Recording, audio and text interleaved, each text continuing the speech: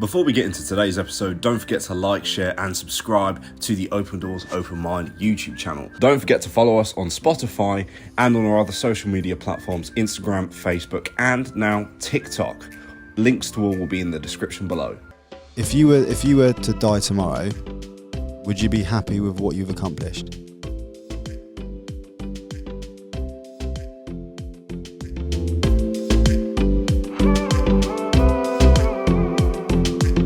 Hello guys, Jack again, about to start episode 3, and I was going to say Mindset Matters, but I've had to change the name of the podcast. So basically, and there's a good reason for this, because the name I was told to change it to is pretty good. And so a mate of mine in the gym, and I did say I'll give him credit, Linton, cheers for this mate, but basically he said, how's the podcast going? And I thought, yeah, you know what, it's going really well. Got some good guests on, enjoying myself, learning a lot, and finally doing what I wanted to do. So yeah, it's all good. Viewers are going up, followers are going up. He said, so you got a podcast talking about mindset and mental endurance? I went, yeah. And you called it Mindset Matters? I went, yeah, I thought that was pretty good. He said, why didn't you call it Mind Over Chatter? And I went, fuck. So I've had to change it because that name is just ridiculously good. So Linton, thanks mate. And yeah, technically episode 1 of Mind Over Chatter, but episode 3. Anyway, today's guests are 2 great lads that I met probably about a year ago, within the week, I think. Yeah, you know, and I didn't meet them in a bar or anything. I actually met them up Mount Snowdon when I thought I was dying, and they probably thought that as well. You know, these lads have a great page called Summit Mentality, and they seem to be, you know, going down the route of pushing themselves mentally and physically, you know, and really testing out their brain and inspiring others to move, to do anything, to focus. And they're great lads, and they have a great page, and I really, really recommend you guys to follow them. So they've come quite a long way today for this podcast, and I'm really excited. So Ted and Travis, would you like to come on down to Mind Over Chatter? Yeah, there we go. Hello boys, and your matching hoodies, I love it. Of course. What's it got? Summit Mentality Run Club. Yes. Yeah. Every Thursday we run a run club, 3K and 5K down in Chelmsford, Nice. where we're from. So Good stuff, guys.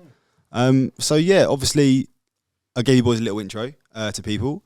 So would you like to introduce yourselves and talk to me about your Summit Mentality page and what you guys been up to? So basically, a year ago for Snowdon 24 is when we met you, which is the 24-hour, just for people who don't know, 24-hour race up and down Mount Snowdon, how many times you can do it, you know, in 24 hours. And we basically took on this challenge originally just to push ourselves, like see what we're made of, really. And then we thought, well, we're getting quite a bit of traction with the lead up, raising money for Sport in Mind, the charity that we're raising money for. And then we realised that we've got a shared vision of what we believe is the good way to live life, and it's just push yourselves to your absolute limits, like break yourself down, take on these ultra challenges, just completely destroy yourself, and then see what you're made of in those times when you've got nothing left. Mm-hmm. And we realised that if we do that on a consistent basis and always drive to do difficult things, it builds up our mental resilience, we feel better in ourselves and our confidence.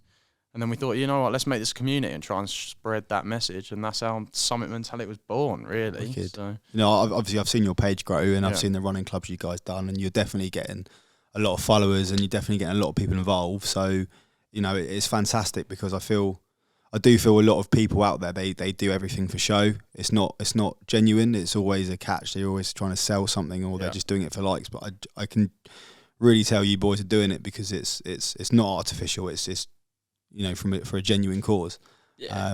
So nah. Yeah, we both come from like different backgrounds in terms of like our own mentality, why we wanted to start and stuff like that. But it stemmed from the same sort of message that a lot of people our age, you know, we're both 20, 22, 23 years old. It's all come from the same fact of we've been through life doing the same things, school, college, uni, and then we wanted to break out of that a little bit and help people find their own route. And I think that's where we sort of thought, let's do some of these challenges, show people that they can do it too. We're not crazy athletes. Like, we're just two regular guys from Chelmsford. So we were like, if we can show that we can do it, it can egg someone on to go do it for themselves. And we realised that at Snowdon, to be fair, the one that we just done. There were 7 of us that went up there, and everyone just smashed it. We had 5, 4 others from the community to come out, give it a go. We said you can literally walk it for 24 hours if you want to. And everyone went away and said, right, we're doing it next year. So Wow, it's good to Enjoyed see. it. Yeah, it's good to see that other people wanted to do it too, For sure. especially on something that we started doing ourselves as well. Exactly. Yeah, because obviously last year when we met, that was your first one as well, wasn't it? Yeah. So what was, obviously Nick was like, look, there's a 24-hour ultra race. Run up and down Snowdon as many times as you can in 24 hours. Fuck. He went, yeah, do you want to do it? I went, yeah, why not? And that was obviously, I don't know about you boys, probably very similar, but after completing that and doing better than you thought or expected to, it's probably given you a level of confidence that you might have thought you'd got in later life, not at 22. I feel like people, especially like adults, adults, they look at us and like, you're 23, you've done this. Surely, some people think we're lying when we say like what we've done. Yeah. Other people are like, nah, you're crazy. Nah, you haven't done It's it. just a title that they give you, like, oh, he's different. But we are very like normal guys. Like, I think it all started because I was never like a very confident lad at school. I was always kind of like, just getting pushed around, people telling me what to do, and I just never stand up for myself. And then I had a very like easy upbringing. Like, my family always just gave me, it was a bit of silver spoon in my mouth, and which is nice, and I appreciate that, but it's never given me like foundation to be like a strong, tough lad. Yeah. So I was like, I actually need to get my shit together, basically, and do something to boost my internal confidence. And that's what I think, because you said about once you finish, you get that like new sense of confidence from these races. And I think if you look at what happens in a 24-hour period of an ultra, is you've had the complete roller coaster of emotions. You've gone from like peak to the bottom, the whole way through. And the amount you learn in that 24-hour period is the same as you'd go learn in like 4 or 5 months of life. You've like accelerated that learning process. Literally up and down Yeah, with feelings and emotions and physical pain, mental pain. And a mountain. And a mountain. And a mountain, just to add to it. Yeah, but no, that, looking back on that run, because it was about 28 degrees. It was a hot day, wasn't it? Boiling, yeah. And I remember I had obviously at the time I didn't know you boys, but crossing the start line when the gun went off and running past the clock and seeing it count down from 24 hours. And I thought the most I've ever ran in my life before this was a half marathon. I was the I'm exact about same. to run for 24 hours. Like, what on earth is going on? And then I remember, because we'd done the Llanberis route, and I think it's about a quarter of a mile before you even get to Snowdon. And it was, Nick called it a half pipe, like that road where you're literally like, it's ridiculous. And I remember I got to the top of that, and I was like, I got to stretch my back out, man. I'm in bother. And he looked at me, he was like, mate, it's been 13 minutes. And I was like, no, just hear me out. Like, my back's in bother. And I stretched it out and then carried on. But did you ever feel in that 24 hours that you were like, because I remember an hour in, I thought, okay, this is all right. And then hour and a half, oh, fuck. And then I started to descend from my first one on top of the world. I go, you know what? Like, I reckon I could squeeze in like 6 or 7 here. Yeah. Getting a bit carried away. No, I didn't. I did not carry 6. I got 5, right? And obviously we're doing it. I know you guys done a team. Obviously Nick and I were individual, but it was just ridiculous. And I remember there was a specific point, and Nick's a fighter as well. Like, the boys made a tough stuff as well. And there was that little halfway house that we used to run past on the thing, right? And I remember it must have been our second to last. So we're coming down for our 4th one, and he looked at his clock. He said, right, mate, we can rest for 30 seconds and then we have to move again. And you're taking that 30 seconds, like, I'll have it. And we sat on this little brick wall and the sun was coming up and there was no one else there. There was no marshals, nothing. And I sat there. I looked him in the eye and he looked me in the eye. And I guarantee if one of us said, I'm done, the other person's like, yeah, I'm done. I was in that much bother. And so was he. And we didn't say anything. And I know he wanted to say it. And I knew he wanted to say it. We didn't, and we went down, got back up, and then my knee was just completely swollen. I couldn't even walk on it, and then Red Bull, paracetamol. I wish life was that simple. You're going through some shit stuff. It's Red Bull and a paracetamol. You'd be fine. Ibuprofen, done. Yeah, Sorted. done. Yeah, literally. Yeah, done. Because I remember you. I think we met you on the way down of the 5th one. I think It was that's the when last we one. first Yes, started yes, that. it was the last one. And that we were all broken. Just yeah, And I was just like trying to boost morale and just chirping just away. chatting. And like, as much as I needed it, I couldn't even string a word together, man. I didn't was want to just hear like, it. yeah, Travis told me to shut the fuck up. He literally went, Ted, can you shut up? Like, it's ridiculous. That's where we realised our dynamics were different. Like, Yeah. I can remember both 24 hours so clear. Like round one and like the one that we just done. I can remember them so Yeah. clear. The first one, you were like on top of the moon. You know that you've got all of this done. You feel amazing because you've done it. Then the last leg hits. You're like, I just want to be done now. Overall, this last one that we just done, like the weekend just gone, or the whole thing was awful. Like from start to finish was just. I don't know. It was just There was so low morale different. this year. And I don't know. really. I Me think- and Nick weren't there. That's why. Yeah. That's last year we had a documentary crew come along. Wicked. Yeah, so we had that to sort of egg us on that little bit more. This year it was literally us 3 at tent, and then like 4 other people who were also doing it for themselves. And I don't know if you felt this, but I felt like we were the role models who have done it before. Yeah, So they're looking at how we're doing it. yeah. So like the first leg, I felt that little bit of pressure as well. So I started the race this time, and I said to the boys, I was like, right, I'm gonna come top 3 off the line. That's it. And when all guns blazing, I came back in second off the line. I've done it an hour 46, and I was like, yeah, I'm done. Yeah, That's me. crazy. I'm isn't it? shot up. I mean, I'm for done.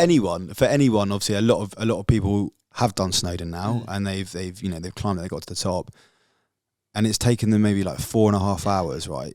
So for anyone listening to that, running up and down it in an hour and 40, like running, Yeah. like I wish people realised how hard that was. Like that is incredible. And did you?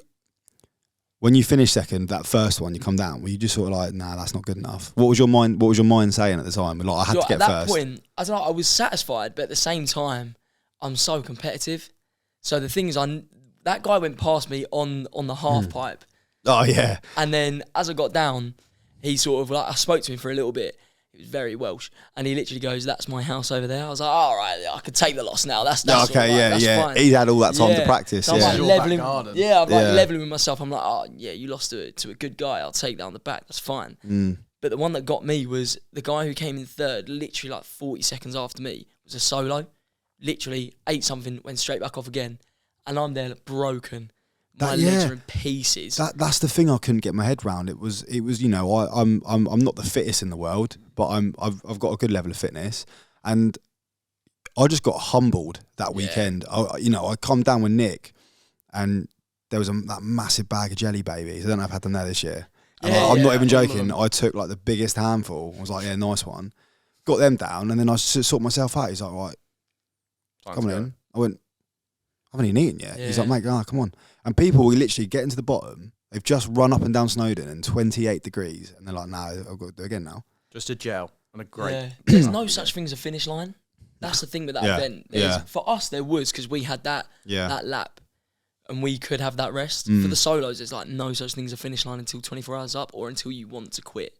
That's what it was. 100%. It's either, with those sort of races, what I've realised is either you quit now or you quit at the end, or you just finish it. Yeah. There's no two ways 100%. about You haven't come all the way to North Wales to do a 24-hour run. Like I said to you guys before the podcast, like we stayed in that massive marquee with all the other athletes there, right? And these people, like you look at them, they've got all the gear.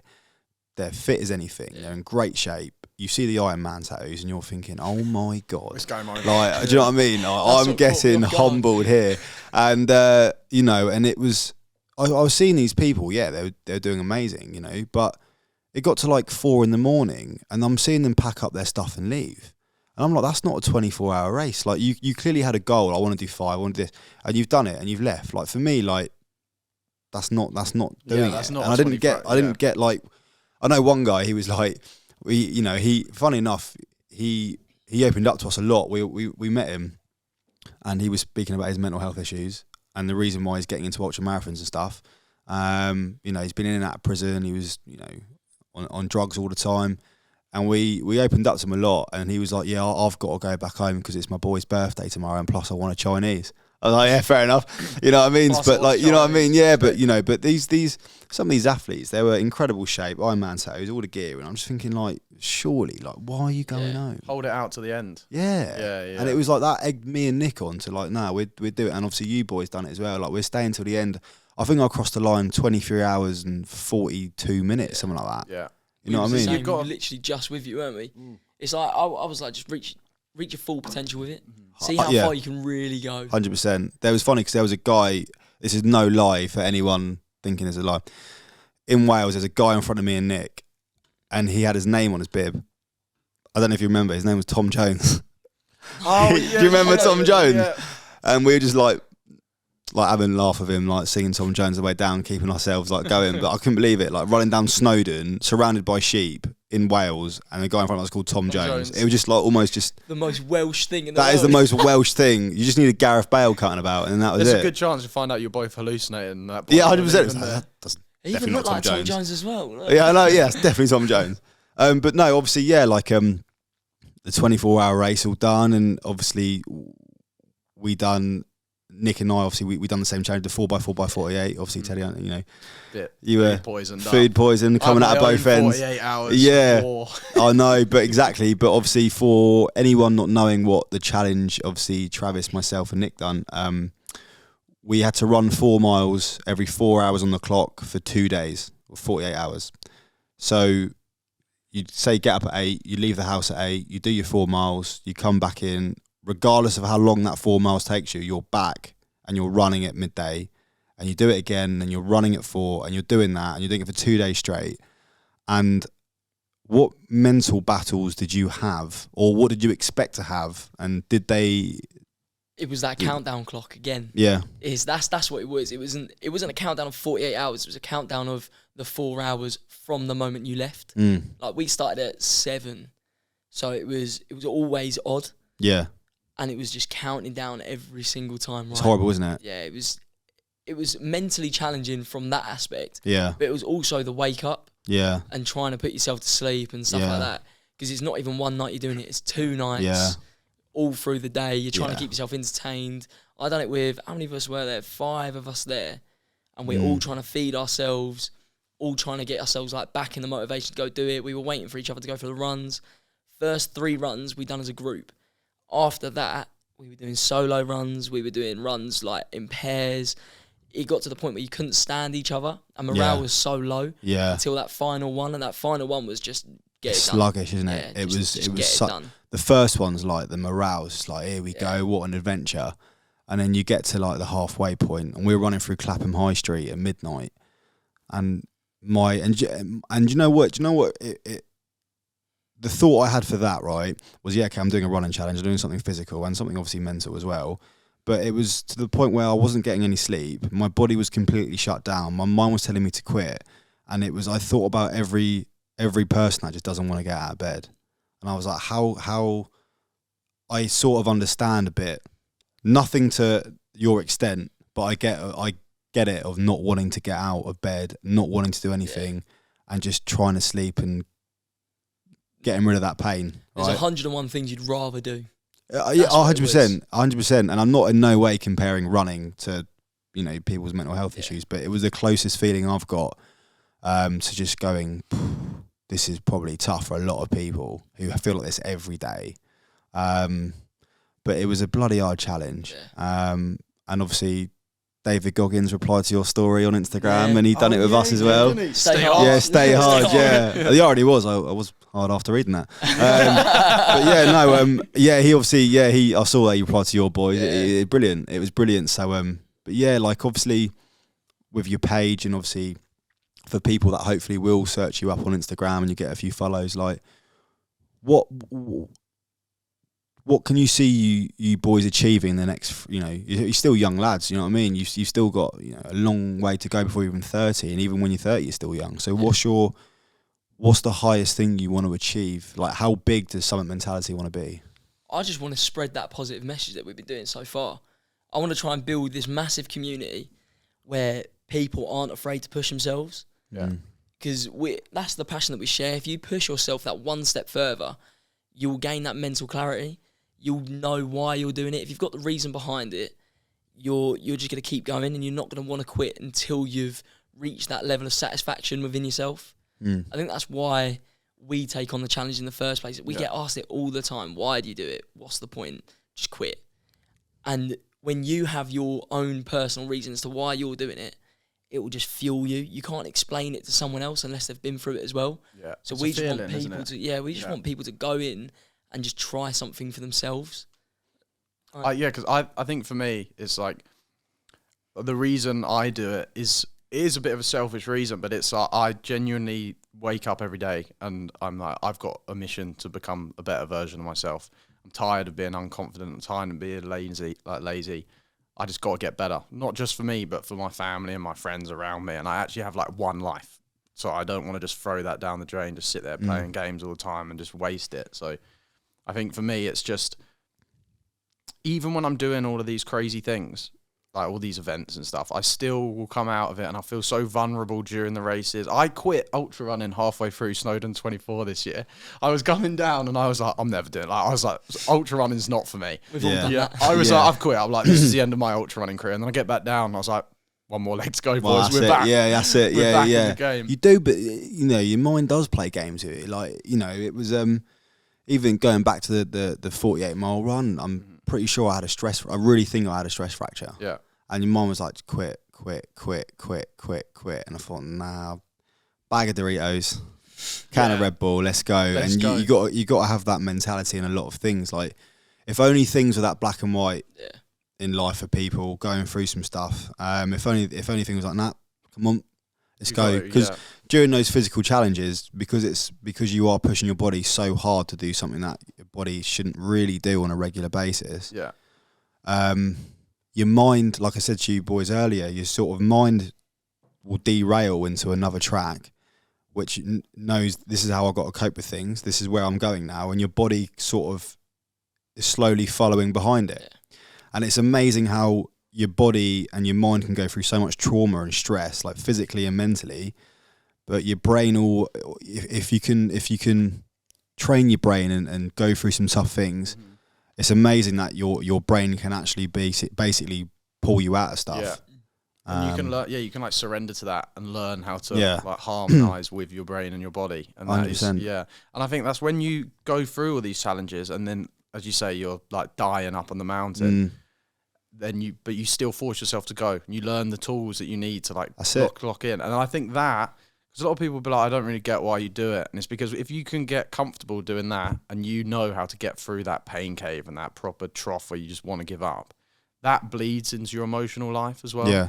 And I find that I used to, for work, for example, I'd get given a job and then I'd be like, I don't really know how to do this. And I'd just forget about it and stop. It's like soft quitting. Yeah, and as soon as I started doing this, my brain was like, no, come on, this is hard, but you can find a solution to it. Yeah. And that's why I think it's important to do these sort of things. And like with the question you're saying about summit mentality, like why are we doing it?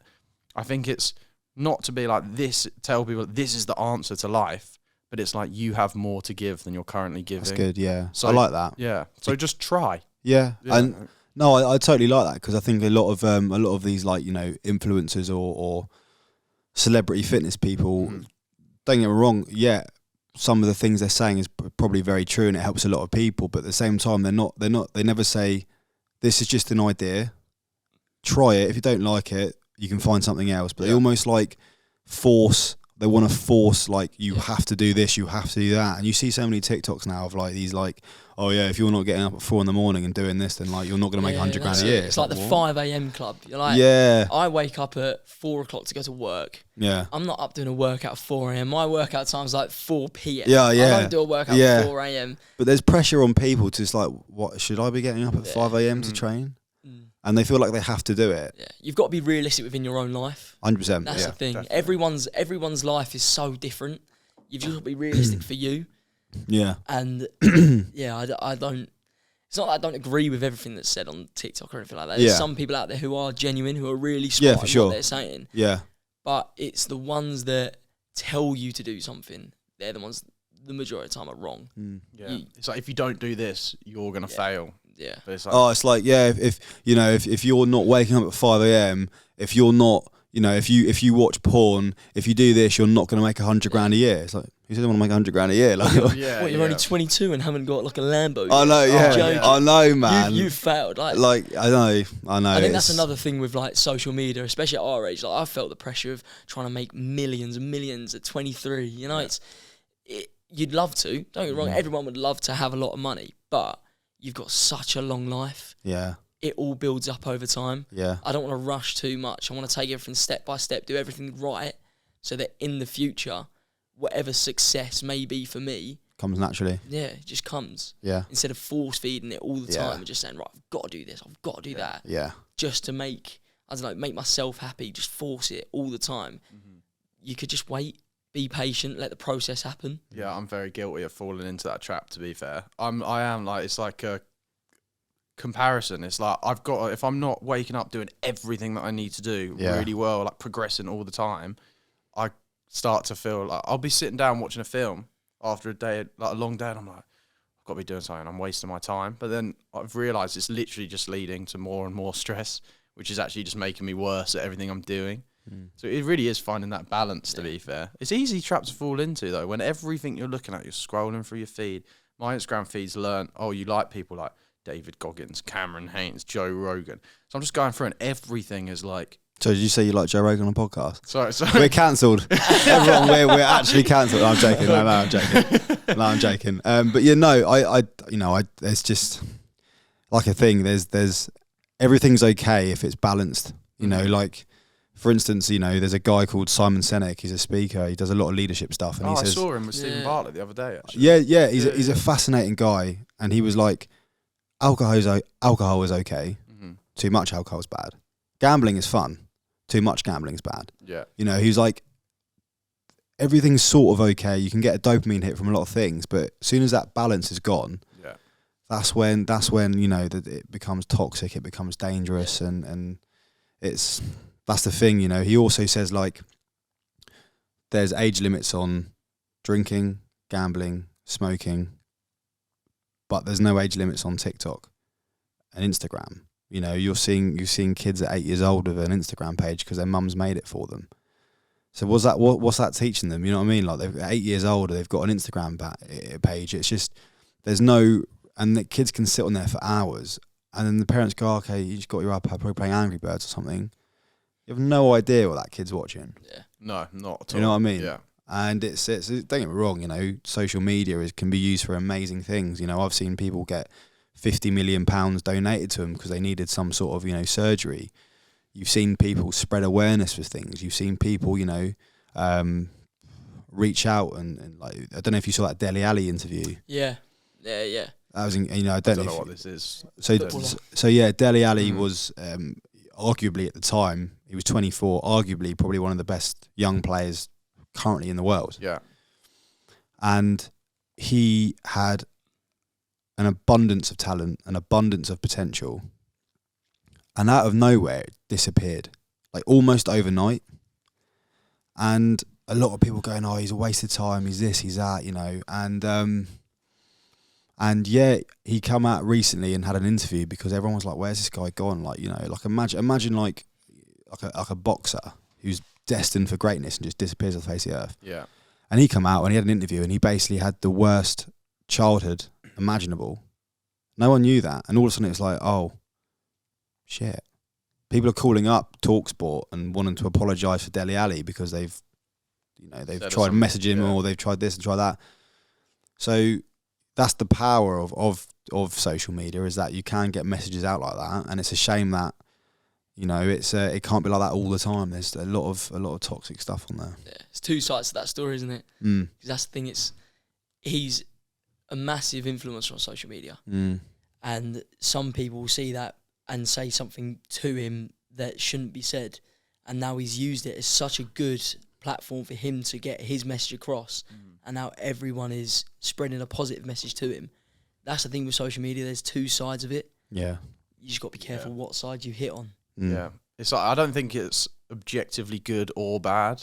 It really is how you use it. Yeah. And as much as people, I don't think, like to accept this in life a lot, but it is down to your actions as an individual. 100%. Yeah, if you're scrolling through and you know what you're looking at is bad for you, and you're just doing all of the wrong things, you can have the excuse and be like, oh, this is messing me up, Instagram's fucking me up, society's fucking me up. It's like, there is an argument that it's probably accelerated your like route down that negative track. But if you're not doing the best you can for yourself, you can't really blame it on all of these other things. I think obviously there are some exceptions where like people have had really fucked up and that it's just things don't go well in life. But if you're a normal person, like, well, I don't really know your backstory to be fair, but like me and Travis as normal geezers, if we're sitting there doing all of the wrong things all the time and going, oh, it's life's fault, you're gonna just fall down that track anyway. Yeah, you can't have an excuse. Like, that's the thing. Like, I think a lot of people do have genuine reasons why they might have not have fulfilled their potential or done this or done that. I get it, but I also think there's a lot of people that have excuses as well. You know, like, it's a difficult one. But have you boys gone through any sort of tough times mentally with anything that happened in your life? Do you know what? We've gone through this so many times, especially with last year where we were filming for Snowdon. We've like said our message so many times, and I think mine's one that I like to share, especially because it links quite closely with people our age. I dropped out of uni when I was 18. I dropped out because I wasn't happy at uni. I was waking up at like 1 p.m. I was going out drinking every night. I wasn't like addicted to alcohol or anything like that. It was just, I would sit in my dorm room and someone would knock, go, oh, we're going out, you coming? I felt like I was doing nothing with my life. I was getting anxious every time because all I was doing was drinking, waking up late, not going to lectures. I really wasn't having fun. And it was one of them points where I went back for Christmas and I said to my mum, I don't want to go back. Previously, my sister went to uni, went through the whole thing, got a master's. She was there for 4 or 5 years. And it was like, well, that's how it's meant to be. You're meant to go to school, college, university, job, husband, wife, kids, settle down, that's it. That's life. That's what I was scared of. So at 18 saying, I'm done. I don't want to go back to uni. I don't want to do anything. I think it scared my parents a lot. And then it was the conversation. I remember sitting on the stairs and them two just looking at me like, you're going back. You've got to go back. And I was bawling my eyes like, I do not want to go back. And they did let me drop out. And I'm thankful that they did, because I was at the point where I didn't know where I was going. I was scared what I was doing with life. Now, if I wouldn't have dropped out, I don't know where I would have been. I'm thankful that I did, because it opened like a world of opportunities for me. I wouldn't have started Silent Mentality. I wouldn't have been where I am now with like running, boxing, sports overall. I wouldn't have learnt the stuff that I learnt from dropping out. I became an actual adult, and I think that's what a lot of people our age are scared of, is what's next? What are you going to go into now? Now that uni is finished or you've dropped out of university, you're in the real, what happens now? What am I actually going to do? And I think that's one of the stories that I wanted to get across, especially with Silent Mentality and all the people that were getting in, where they are leaving universities. There is more to life than what you may believe there is. So take your time with it. Don't rush anything. Don't follow what society's going to tell you to do. Don't be scared of it. Take everything step by step. Don't chase your dream job straight away. If you really want to go for it, just put your foot in the door. Then you'll find something new, and then it'll all be a knock-on effect. I think for me, that was my biggest mental battle, was the anxiety at university and trying to get myself out of it. And I'm lucky that I did. I did go and see someone to talk about it as well while I was at uni. So it's one of those big things where it's like, there are people out there to help. And if you find out in yourself and you just open up and say, right, I need to do something about it as well, that for me was like the biggest realisation within my life mentally. Yeah. And then obviously sports came in hand. Started boxing when I was 19, was in the gym from then until now, really. Just, I know that if I need to clear my head, I could go for a run, I could go into the gym. It gives me that bit of, it's the sense of freedom that you get in there as well. And yeah, I mean, to anyone who's struggling mentally or wants to find something to do, if sport's not your thing, just find your hobby. If find something that you want to find and enjoy. I totally agree. And then you'll find that clarity within it. 100%. I mean, it's, when I was a guest on this podcast for the first time, I made a point of don't think you have to go to the gym to change your life. Don't think you have to be incredibly ripped or incredibly healthy. Find something you get passion out of, and you might have to spend a lot of time putting passion into things to see if it gives it to you back. But once you find something that you get passion out of, and it really you think about it every night, you think about it the second you wake up, and you go, you know what, this is what I want to do for the rest of my life. Don't stop. Yeah. That's all I can say. Don't stop. And, you know, it's taken me 7 years of not wanting to do what I wanted to do because I was so scared of failure. And now I'm doing what I want to do, and I'm not stopping. And that's helped me out a lot with me. So yeah, thank you for sharing that, mate. That's What about yourself, man? I know you said you struggle with confidence and So I'm just going to tie in for what you just said, actually, because that's such a good point, like relevant to the previous question for me. I think a lot of people are in a similar situation to me, of where I haven't actually gone through anything that I could say is bad. My family were always loving, gave me everything I needed. Like, I didn't have any big battles. So, but then the problem is that led to that unclarity, like non-clarity of where I want to go, who I want to be. I didn't have the confidence and I didn't have the strength. So my mental battle was trying to become this person who had a soft upbringing, had everything he ever wanted, and then realizing that if I stay like that, I'll never say that our parents should have put me through shit. You know what I mean? Like, I'm appreciative of that, but my biggest battle was realizing and looking in the mirror and being like, you're not a tough lad, you're not a confident lad, you're not who you want to be. Accepting that and then going, you've got to become something. Why did you want to be tough? Well, why did I want to be tough? I was just tired of... I think there's been a lot of times in my life where I've let other people have a lot of emotional control over me. Like, I've kind of just given them the control, and then however they act towards me, I'm just fighting to get them to like me. I was like, oh, no, they're angry at me. Why are you angry at me? And then it's like overthinking, yeah. And then I was like, I can't control live my life on the emotions of other people and how they want me to be. I was like, I need to be strong and independent. I need to become the best version of me. And I think that was when I realised, I was like, mate, you're getting your fucking ass kicked by just, even your friends. Not because they've done anything wrong, but it's just like, I've given them that control. I care what other people think of me too much. I was like, I've got to cut this out.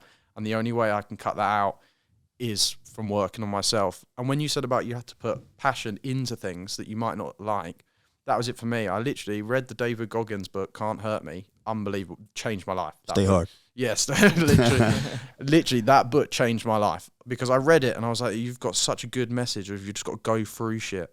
And that's where I was like, I hate running. I'm shit at running. So I'm going to start running, and I'm going to force myself to run. I'm not going to enjoy it. I didn't enjoy it. Like, you feel like you're breaking, you're dying. I did 1K for my first ever run and was sick in a bush.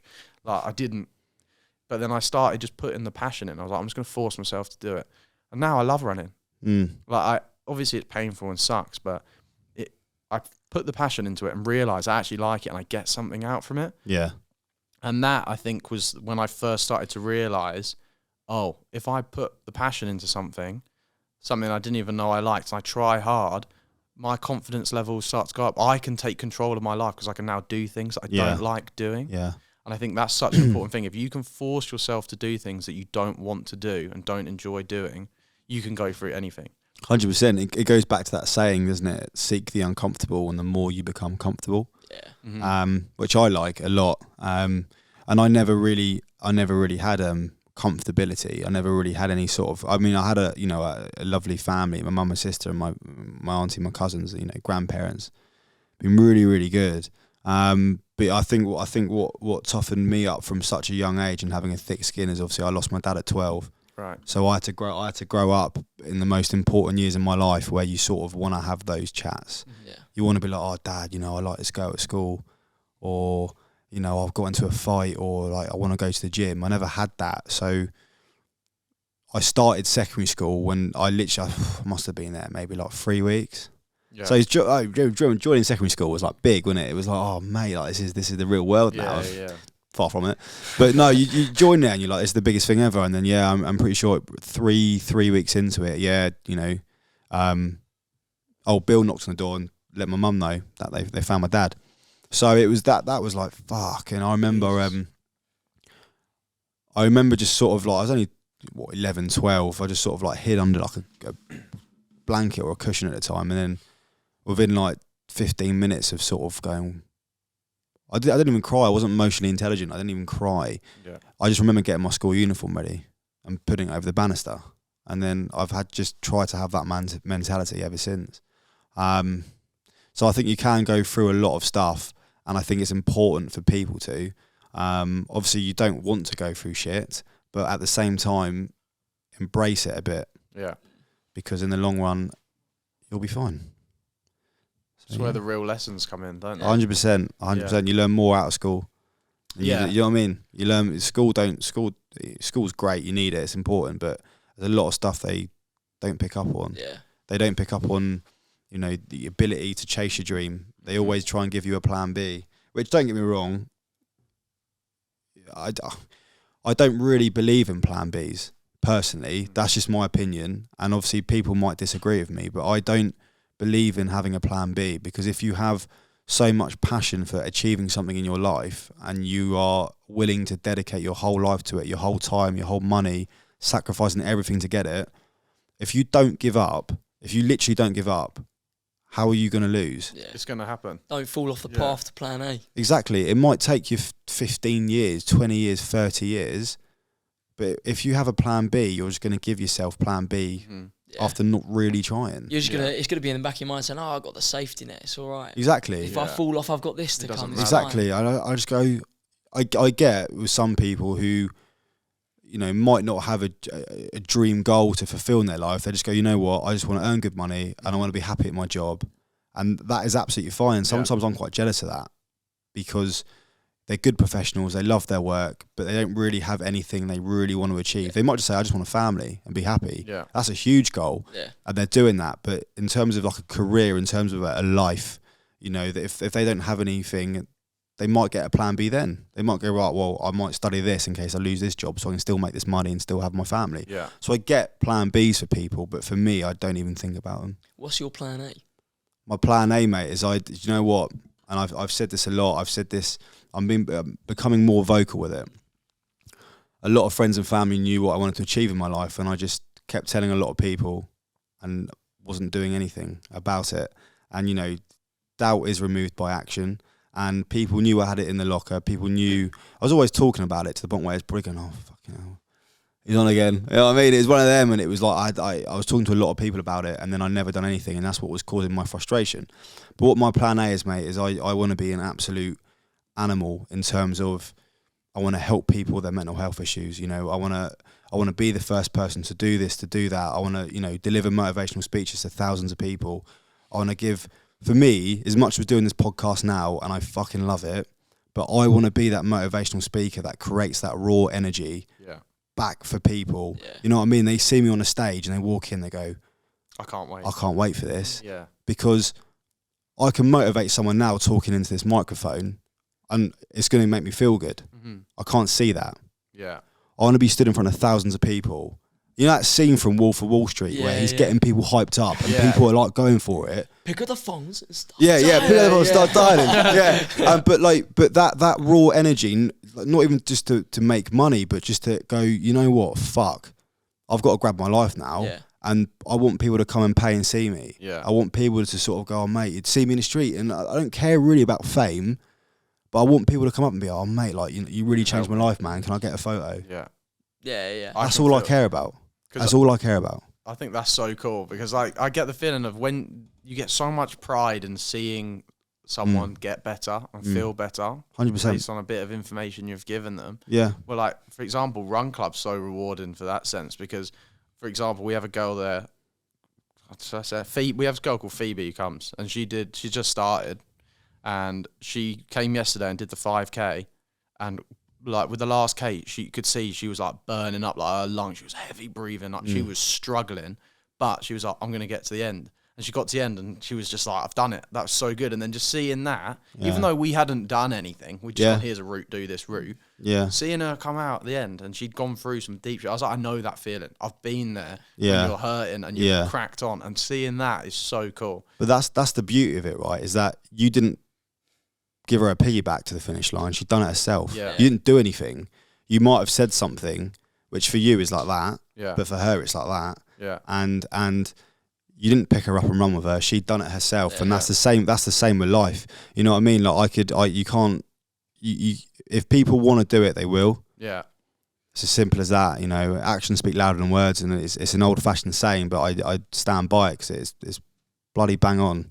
Yeah. So no, fair play to her. So well done, Phoebe. If you're gonna watch this, well done. Go on. Well done. Yeah, you're gonna join us 24 hours next year for a run. Well, she did say she wants to do. Oh, she did? Yeah. Oh, okay, well it's out there now, so she We're better hoping do to it. get a fair few coming to Snowdon. Yeah. That's Yeah. our goal. We We want to want see to you get there people next year. coming. I'll be there Yeah. next year. I'll Good be there man. next year. Nice, good man. There's some mentality t-shirts. Well. I'll be on it, mate. We got open doors, open minds. 100%. We'll do it. Yeah, 100%, Boom. boys. 100%. But no, there's a lot of stuff coming up. Obviously, I know you boys have got a big run in September. Was it potentially 5 marathons and? Yeah, so Berkeley Marathons. So it's based off of Barkley in America. So it's 5 laps. 1 lap's a marathon. You've got to try and complete it in 24 hours. But it's like self-navigated. So like old-fashioned Barkley, you've got to go to each checkpoint and collect a page of a book, and it's got to be your page of the book. Right. So it's all self-navigated. I think is it once you've done 1 lap, the laps are then the same from there. I'm unsure because he hasn't put the route out or anything yet. Right. Okay. We turn up and then You we've get got the our map. route on the day. Yeah. So. Yeah. Fuck. Do you know what? I'm out because if I'm not using maps on my iPhone, Yeah. I can't read That's a the map. thing. Well, I don't know how to. Yeah. Either, so. you've got yeah, you're joking. We're 23. We grew up with iPhones. Yeah, I know. Yeah. Yeah, you get given a map on the day, and you put your phone in a bag, and if you undo the bag, you're disqualified. That's pretty cool. Yeah. What, like It's- that? it's You know when cool, like but those handbags have that blue paint in it if someone tries to open it? Have you seen Oh, those yeah, pranks? yeah. So one of them like, oh, just come back over the Oh, it's finish covered line in blue like paint. Do you open a bag? No. No, definitely not. Blueberry mate. bush, mate. Yeah, no, Just yeah. got hungry. Oh, there's a bush, mate. You'd probably be throwing up in it, wouldn't you? God. But no, obviously, yeah. So when's that? September. Yeah. September, really early And September. then any more runs after that this year or next So year? we've been doing 1 challenge a month, each month from January all the way through to Wow. now, and then we're carrying it on. Okay. I was saying this in the car. I can't remember. Like Can't remember 7 what in, happened, and what? yeah, we were like counting them down. We're like, oh, I can't remember. I think it was like 3 ultra marathons so far. Another 2 in the books planned. 3 in the books planned. So we've got I've 50k in done. October. haven't we? Yeah, I've done 2 Hyroxes.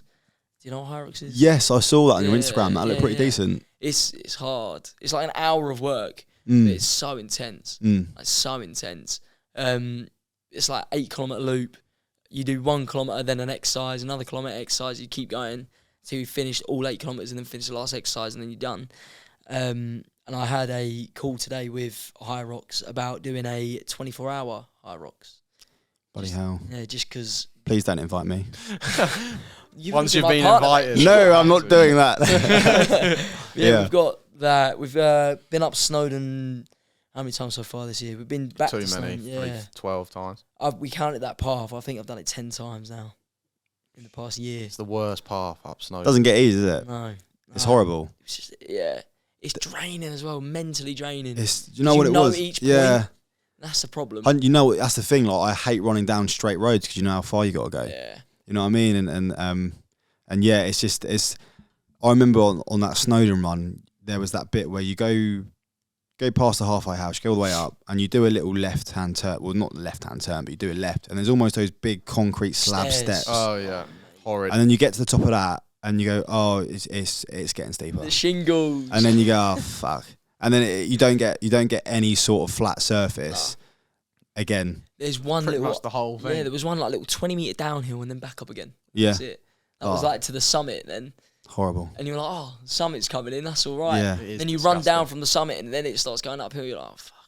Yeah, no, it is one for if you think you're a big man, Take it do off. Snowdon 24, because even if you do it and you get 2 or 3 done and you're not happy and you complete it and you do it in 24 hours, you'd be better off for it, because it changed my outlook on things. My training for that after Snowdon, going in the gym, was if I can run for 24 hours, I can train a bit harder in the gym because I'm not going to die. Yeah. You know what I mean? It's Yeah. just like, I used to just train for an hour. I used to lift weights for an hour and I did my cardio later. And I thought, well, lift a bit more. Yeah. I'm not going to die. If I get injured, I'll recover. It's true. So it does change you, you know. Yeah. You realise you're not made of glass. doing that. Yeah. You realise your body can go through a hell of a lot, and your mind can as well. I think it's like, go into it not expecting, like, don't be upset if you don't hit the result you want, because the result is who you get to become because of what 100%. you've gone through. I got 100%. Absolutely chewed up and spit out by that race. I hated every moment of it, but I'm better off for it. I didn't do as well as I wanted to do, but I don't care because I'm like, I went in, I put it all on the table. Free Red Bull as well. Free Red Bulls and jelly. God, I couldn't drink any more Red Bull after that event. Horrible. You know, I don't know if I told you boys, but when we finished the race, Nick and I, we were greeted by a guy giving out Red Bulls at the end. Did I tell you? Yeah. Yeah, and literally, for anyone obviously doesn't know, we got given these Red Bulls and we were so thirsty. Like, I would have downed like a pint of blood. You know what I mean? Like, it sounds grim, but I was so thirsty, and I just bosh down, the whole thing done. Obviously, caffeine takes a while to kick in, maybe like 25 minutes, half an hour. We queued up, collected our medals, and then limped back to our marquee, sat on the floor, and I was fast asleep within a minute, and I had a 45-minute nap. That Red Bull had no effect on me and Nick, and I think it kept us alive. It just kept us. It just kept us ticking. You wouldn't have woke up from that sleep if you didn't have that. No, honestly, thank you to Red Bull. No, thank you to Red Bull. Yeah, and you know, I've got a video of Nick. It's brilliant. I'll have to send you boys, but he was like asleep with his eyes open.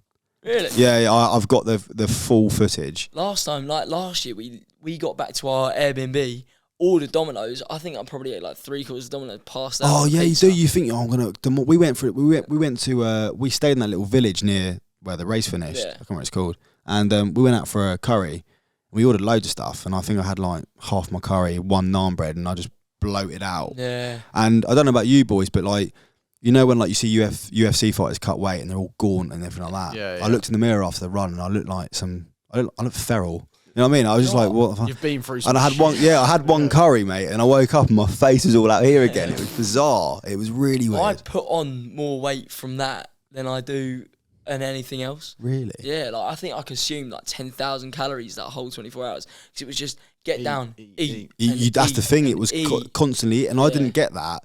Nick was like, even though you're not hungry, because he's done an ultra before, he was like, even though you can't eat anymore, you have to keep eating. And I didn't. I was just eating when I was hungry, and he was like, no, because your body constantly needs to have that energy, otherwise it will start again. Yeah, that's the thing. That was my first ultra. Snowdon 24 last year. Yeah. And since then, I would have thought I would have learned. Since then, I've done probably like another 5 ultras. And I honestly thought I would have learned from Snowdon. This year, didn't learn anything. It was worse. Yeah. I was eating loads, but I felt I felt sick. No, throughout the whole thing, I was like, this is awful. No. But one thing from you was salt tabs. They're lifesavers. Like, really? Just all pills day. of salt. So like, I've only learnt it last year.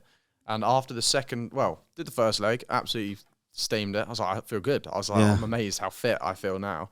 Went halfway up the second, and all of my leg was cramping. Gone. And I still had to hit the time. For sure. So I'm running like I'm like RoboCop. Yeah, pretty much. I get back down, and I was crying. I was like, this is the most pain I've ever been in. I was laying down. I was like, I don't really know what to do. I was like, my race is over. I'm just full cramp stuck in my sleeping bag. And then we had a guy called John Bingham, who was our saviour. He was like I don't know what the word. His crew. He was just a support crew, really. Yeah. And I'm laying down at 4 a.m. and I go, like a light bulb moment, like, John, get me the salt pills. Literally, it's salt pills, John. It's like these pills of salt. And it's like, have 2 a day max. And I was just like, 6. Yeah, 100 up. Yeah. My legs were like, thank you. Came back to normal. Yeah, so. Did we ever send you the documentary?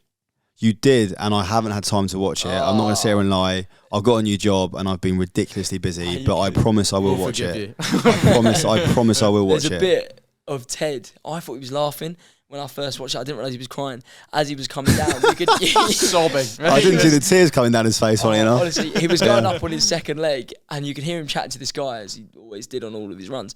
And he was going, I'm going to try to run now. And he goes, oh, no, not happening. And it like cuts to him running down, and all you hear was...